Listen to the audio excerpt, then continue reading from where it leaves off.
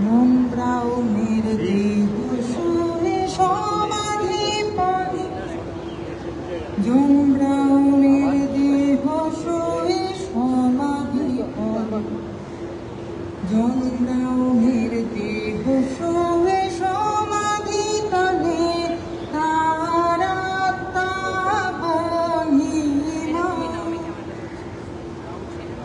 শহীদের জয় জয় গান, শহীদের জয় জয় গান, শহীদের জয় জয় গান, তারা তাবনিমা।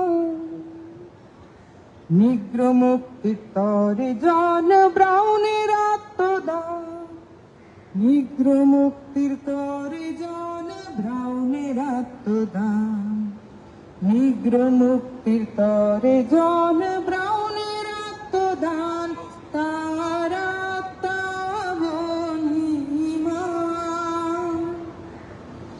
শহীদের জয় জয় গান, শহীদের জয় জয় গান, শহীদের জয় জয় গান, তার আত্মবনিমা।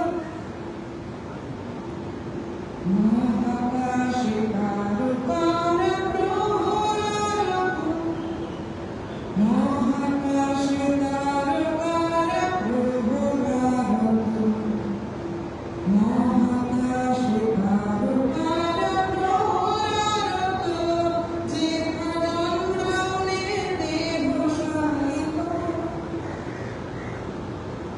শহীদের জয় জয় গান, শহীদের জয় জয় গান, শহীদের জয় জয় গান,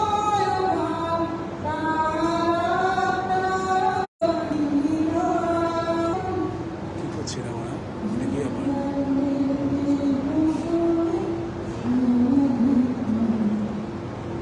জন ব্রাউনের দেহ শুয়ে সমাধি পানে, তার আত্মবনিমা।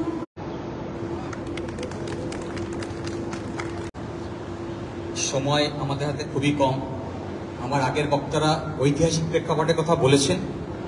আমি শুধু এইটুকুই বলতে চাই যে লড়াইয়ের মধ্যে দিয়ে এই ৮ ঘন্টা কাজের আইনি স্বীকৃতি আমরা পেয়েছি, সেই স্বীকৃতি আজকের প্রেক্ষাপটে আমরা যদি বিচার করি তা ধীরে ধীরে আমরা হারাতে বসেছি। যদি গিগ ওয়ার্কারদের কথা, যারা আমাদের রোজ রাত্রেবেলা 12টার সময় আমরা খাবার অর্ডার দিই, তারা চলে আসে, সকাল 9টা থেকে শুরু করে রাত্রি 12টা পর্যন্ত তারা কাজ করছে। এই রকম আমাদের হাইকোর্টের মধ্যেও যদি দেখি, হাইকোর্টের কর্মচারীদের মধ্যে একটা বড় অংশ আছে তারা কন্ট্রাকচুয়াল কাজ করছেন, একই কাজ করছেন, বেতন কম পাচ্ছেন। আর শুধু হাইকোর্ট নয়, রাষ্ট্র ব্যবস্থার বিভিন্ন অংশ পার্মানেন্ট পোস্টে এই ধরনের কাজের লোককে আমরা দেখেছি যারা কম বেতনে একই কাজ করছেন। ফলে শোষণ চলছে রাষ্ট্র ব্যবস্থার ইন্ধনে। আর সেই শোষণকে ঠেকাতেই হচ্ছে আমাদের কাজ। একটা বড় অংশের প্রশ্ন আছে, আমরা যখন হাইকোর্টে মে দিবসের ছুটি আবার নিয়ে আসতে হবে, দিতে হবে বলে দাবি করছি, তখন একটা অংশের মধ্যে এই প্রশ্ন উঠেছে যে কেন মে দিবসে আমরা কি শ্রমিক, আমরা কেন ছুটি চাই। সকালে আজকে আমার মেয়ে প্রশ্ন করে, আজ তোমার ছুটি নেই, আজ তো লেবার ডে। তো এই প্রশ্ন একটা স্কুলের বাচ্চা মেয়ে সে প্রশ্ন করছে। আমাদের হাইকোর্টের আইনজীবীদের মধ্যেও একাংশের এই প্রশ্ন আছে, যদিও বৃহত্তর অংশ তা নেই। আর আমি বলছি, আপনাদের আমাদের সকলের উপলব্ধি করার সময় এসছে যে আমার দেশের সংবিধানকে রক্ষার দায় যদি আমাদের সকলের থাকে, আইনজীবী হিসেবে আমাদের সেই কাজের যে বাড়তি দায়িত্ব যদি আদালতেও নিতে হয়, তাহলে সবার আগে এই আইনি স্বীকৃতিকে মানতে হবে।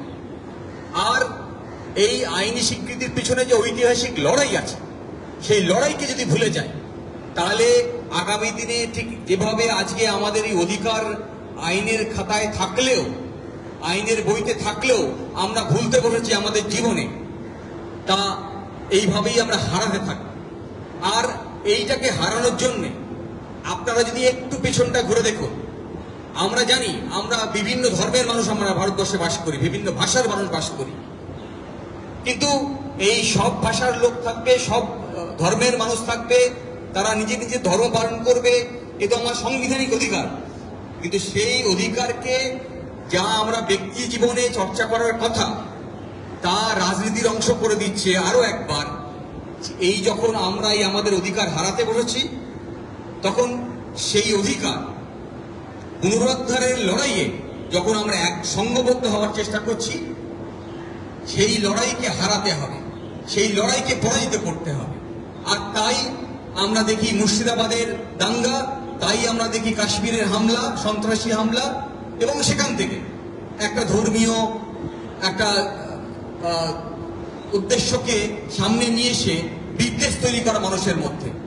এই যে মানুষের মধ্যে বিভাজনের রাজনীতি, এই বিভাজনের রাজনীতি যারা করছে তারা আসলে এই রাষ্ট্র ব্যবস্থার একেবারে চূড়ায় আছে, যারা কিনা চাইছে একটা অংশের লোক অনেক ধনী হোক আর বাকিরা গরিব থাকুক, যা আমাদের সংবিধানের পরিপন্থী। আমাদের সংবিধান যে দাবি করে তা হচ্ছে এই যে অর্থনৈতিক বৈষম্য মানুষের মধ্যে আছে তা দূর করতে হবে। আর একেবারেই শুরুতে আমাদের যিনি বক্তা ছিলেন আইনজীবী বিকাশ রঞ্জন ভট্টাচার্য, তিনি যেটা বলেছেন যে এই বৈষম্য দূর করতে হবে, আইনের চোখে সমতা দেখাতে হবে সবাইকে। এই কাজ করতে গেলে আইনজীবীদের যেমন গুরুত্বপূর্ণ ভূমিকা আছে, তেমন এখানে যারা উপস্থিত হয়েছেন কর্মচারী সমিতির সদস্য এবং এই বৃহত্তর সমাজের সকলে এই দায়িত্ব ঘাড়ে নিতে হবে। এই দায়িত্ব যদি ঘাড়ে না নিতে পারি, তাহলে আগামী দিনে যে লড়াইয়ের মধ্যে দিয়ে আমরা এই সংবিধানকে আমরা পেয়েছি, সেই সাংবিধানিক অধিকারকে হারাবো, এই সংবিধানকে আমরা রক্ষা করতে পারবো না। এই সংবিধানকে রক্ষা করার দায় আমাদের সকলের, সমস্ত দেশবাসী। তাই আমরা আজকে সবাই সমবেত হয়েছি, ঐতিহাসিক প্রেক্ষাপটকে যেমন স্মরণ করব, তেমন আজকের দিনে তার যে সিগনিফিকেন্স সেটাকে মাথায় রেখে আগামী দিনে লড়াইকে এগিয়ে নিয়ে যাবো। এই কথা বলে আমার বক্তব্য শেষ।